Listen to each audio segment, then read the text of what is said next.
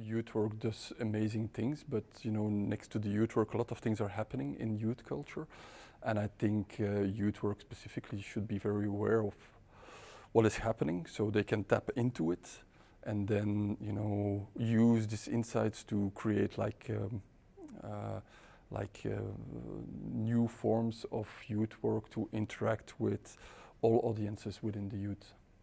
But I think youth workers are like trend watchers in advance. They work with the audience, they understand them, they have methods in involving young people, and it's extremely valuable. It's extremely valuable, but I think the most important thing is that to understand that next to youth work, a lot of youngsters are not in the youth work and are not reached, and I think it's important to understand youth culture in its global, not only focused within the youth work.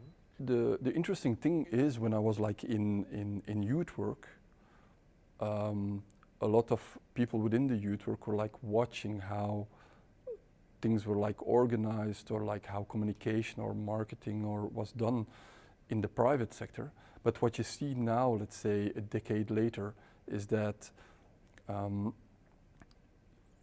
that a lot of companies and brands are taking a bit the role of what youth work is doing.